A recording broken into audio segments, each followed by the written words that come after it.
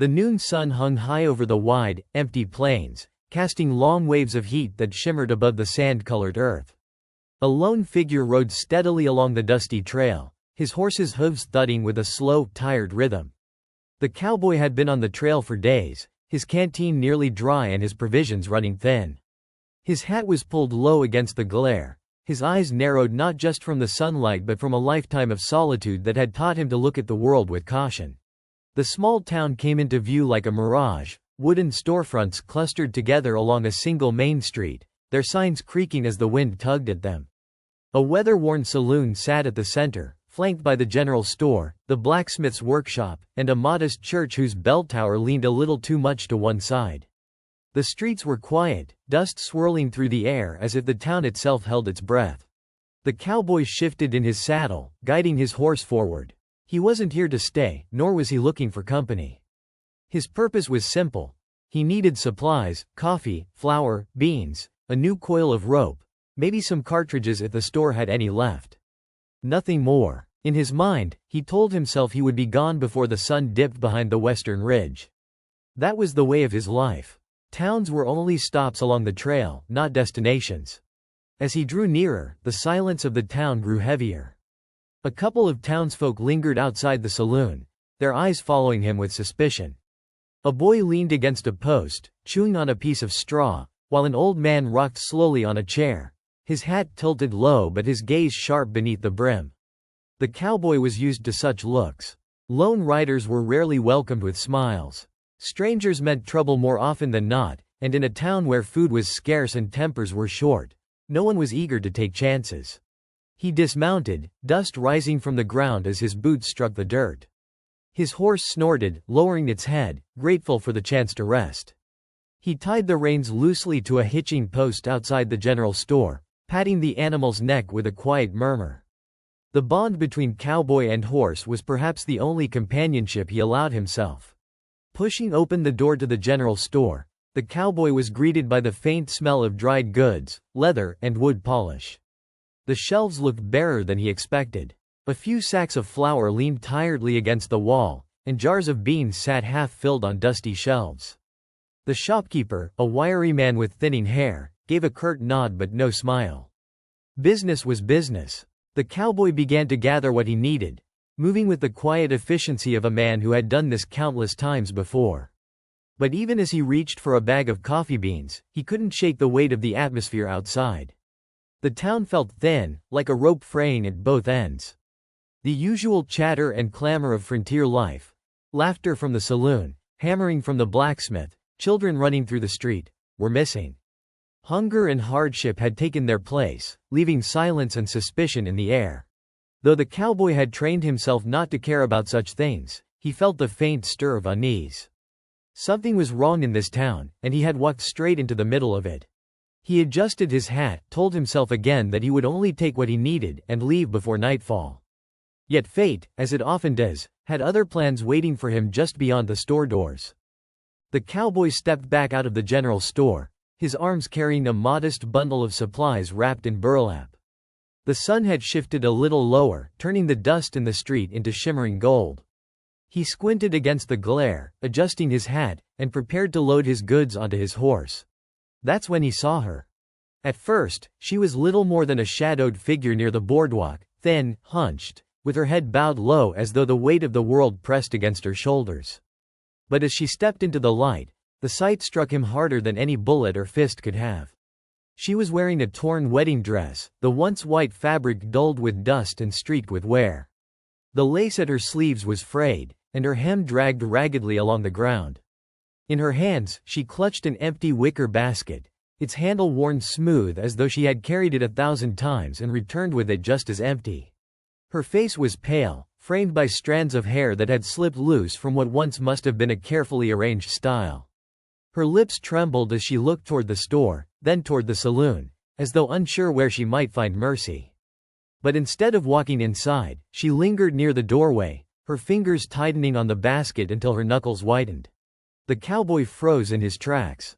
He had seen suffering before, dust storms that left families hungry, ranchers broken by drought, children clutching their mothers with hollow eyes.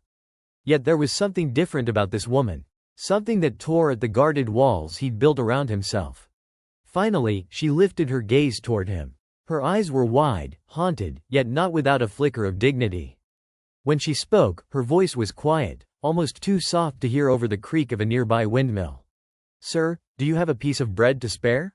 The cowboy didn't answer right away. He wasn't a man accustomed to conversations with strangers, especially women, and especially ones who carried such sorrow in their eyes.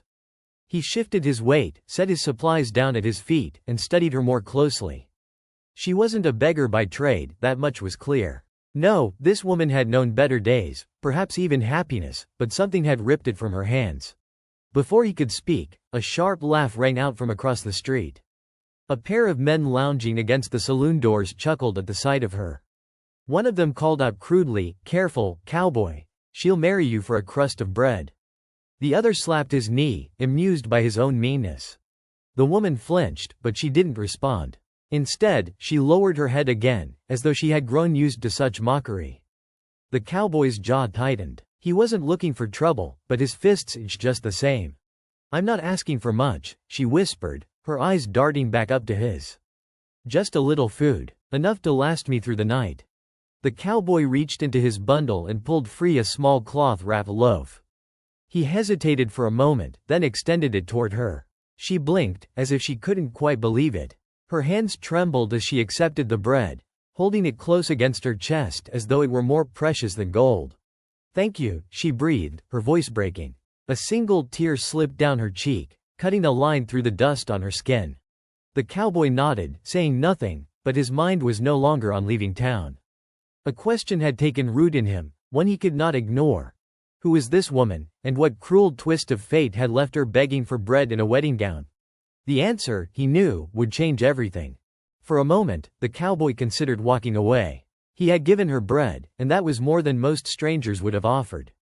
His horse was ready, his bundle tied, and the trail still stretched long and lonesome ahead of him. But as he watched the young woman tear into the loaf, eating with both hunger and restraint, trying not to devour it too quickly though her body clearly begged her to, he felt something in his chest shift, something he hadn't allowed in years. Compassion. He leaned back against the hitching post, his eyes steady beneath the brim of his hat. "What's your story, miss?" he asked quietly, his voice low and gravelly. The woman paused, her hands trembling as she clutched the bread. She looked around nervously, as though afraid that telling him the truth might invite more laughter or scorn. When she finally spoke, her words came haltingly, fragile like glass. "I was supposed to be married," she said. Her gaze drifted toward the church at the edge of town, its leaning bell tower silhouetted against the harsh sun. 2 weeks ago, I stood at that altar in this very dress. I thought my life was about to begin." Her throat tightened, and she pressed her lips together to steady herself. The cowboy said nothing, letting her speak at her own pace. But just before the vows, he left. "My groom." She drew a shaky breath. "He rode off with another woman. Left me standing there with the preacher, the townsfolk staring at me as though I were the fool." The cowboy's jaw flexed, but he held his silence. "My family is gone. Ma and Pa passed from fever last winter, and I've got no kin close enough to send for help. The house we had was sold to pay debts. I came here thinking marriage would give me a place, a name, a home." She shook her head, her eyes filling with tears. "But when he left, all I had was this dress. No coin, no roof, no one to take me in." Her voice cracked, and she pressed the back of her hand to her mouth, as if ashamed to show her weakness. "I tried to find work, but no one wants to hire a woman who shows up in a wedding gown with nothing to her name. They say I'm cursed, that I bring bad luck." She looked down at the bread, her fingers tightening around it. "I've been living on scraps since then. Begging, though I swore I never would. Each day I walk with this basket, hoping someone will take pity. Most don't, they just laugh." Her eyes flickered briefly toward the saloon, where the men still lounged, smirking. "But I can't stop trying. If I don't, I'll starve." The cowboy let the silence hang between them. He wasn't a man who offered comfort easily. Words had never been his way. But there was something about her that stirred the part of him he had buried long ago, the part that remembered what it was like to lose everything. "What's your name?" he asked finally. She blinked, startled by the gentleness in his tone. "Clara," she whispered. "Clara Mayfield." The cowboy gave a slow nod, his eyes never leaving hers. "Well, Clara, looks to me like you've been dealt a rough hand." His gaze shifted toward the church, then back to her. "But a dress doesn't make you cursed. And hunger sure don't make you weak. You survived when most would have given up." Clara's lips parted as though she wanted to reply, but the words failed her. Instead, a single tear traced down her cheek, this time not just from sorrow, but from the rare relief of being seen. The cowboy knew then that fate had not brought him to this town for supplies alone. Something larger was at work, something that would test the walls he'd built around his heart. The cowboy stood quiet, his back against the hitching post, arms folded across his chest. He had heard Clara's story, every broken piece of it, and it stirred something deep inside him. Yet with that stirring came the same voice that always kept him moving on. Don't get involved. Don't stay. Don't care. Life on the trail had taught him that attachments were dangerous. Folks died. Ranches burned. Families scattered. A man who opened his heart was a man who bled when the world tore it apart. He had lived by a code of solitude, drifting from town to town, never giving more than his coin for supplies and his shadow on the horizon. And yet, here she stood. Clara Mayfield, in her torn wedding gown, clutching bread like it was the only treasure left in the world. Her shoulders hunched not from pride lost but from the weight of shame others had laid upon her. The cowboy knew that weight well, he had carried it himself once, long ago. The laughter from the saloon drifted across the street again, sharp and jeering. One of the men called out, "Careful, stranger. Feed her once and she'll follow you like a stray dog." More laughter followed, loud and cruel. The cowboy's eyes flicked toward them. His hand instinctively brushed the grip of the revolver at his hip, but he resisted the urge. He could silence their mockery in an instant, but that wasn't the choice he faced. Guns could quiet men, but they couldn't quiet hunger. They couldn't mend a broken soul. He turned back to Clara. "Where've you been sleeping?" he asked. Her eyes dropped. "The church steps, mostly. Sometimes the livery lets me stay near the hay if it's cold." The cowboy felt his throat tighten. No woman belonged on the ground like a stray animal. He shifted his weight, then let out a slow breath. "And you plan to go on like this? Beggin' and hoppin' the town softens?" Her lips trembled. "What choice do I have?" There it was. The question that cut straight to the bone. She had no choice, but he did. The cowboy reached down, untied the bundle of supplies, and opened it. Inside was enough food to last him weeks on the trail: beans, flour, coffee, jerky. He pulled out half of it and placed it into her empty basket. She gasped, shaking her head. "I can't take this from you," she said quickly, clutching the bread tighter. "You're not talkin'," he replied evenly. "I'm givin'." Her eyes shone with disbelief. "But why?" The cowboy looked at her for a long moment, his voice rough when it came. "Because I've been hungry before. Because I know what it feels like to lose everything. And because no one deserves to beg for bread in their wedding dress." Clara's lips parted, her breath catching in her throat. For the first time, she didn't look like a ghost of her former self, she looked alive, if only for a flicker. The cowboy straightened, his choice made. "You'll eat tonight. And tomorrow, if you've a mind to, you'll ride with me. I'll see you safe, find work for you somewhere folks won't spit at your feet." She stared at him, tears slipping silently down her face. You do that?" "I ain't one for promises," he said, his tone steady. "But I don't turn my back on the broken. Not anymore." For a long moment, the world seemed to still. The saloon laughter faded, the dusty street lay empty, and all that remained was the silent bond forming between a lonely cowboy and a woman who had lost everything. It was a dangerous choice, he knew that. Helping her meant slowing down, risking ties he swore he'd never make again. But as he looked at Clara, trembling yet unbroken, he realized it wasn't a choice at all. It was the only thing a man could do. The town's main street had grown quieter as the sun dipped lower, painting the horizon with streaks of amber and red. Shadows stretched long across the dirt road, and the warm breeze carried the scent of dust, sweat, and faint wood smoke from the chimneys. The cowboy and Clara stood near the hitching post, neither rushing to break the silence. Clara still clutched the bread close to her chest, the basket now half filled with food he had given her. She looked at the cowboy as though trying to decide whether to believe in his offer, or to guard herself against yet another disappointment. "You don't even know me," she whispered. Her voice carried both wonder and doubt. The cowboy adjusted his hat and glanced down the road, where the sun burned low. "Don't reckon I need to. I've seen enough to know you deserve better than what this town's given you." His tone was calm, steady, the way a man speaks when his mind is already made up. Her lips trembled, and for the first time in weeks, a faint smile touched her face. It wasn't much, but it was enough to remind him of the woman she must have been before heartbreak and hunger had worn her thin. "Where would we go?" she asked softly. The cowboy's gaze drifted toward the hills beyond the town. "There's ranches out west, some lookin' for help. I know a place where folks ain't quick to judge. Could be you'd find work there, maybe a roof to sleep under." He paused, then added with quiet conviction, "And until you do, I'll see you safe." Clara's eyes filled, not with sorrow this time, but with something gentler, hope. A fragile, hesitant hope, as if she feared it might shatter if she held it too tightly. From across the street, the men at the saloon jeered again, one of them shouting, "Careful, cowboy, she'll weigh you down." Their laughter rang out, but this time, it didn't sting.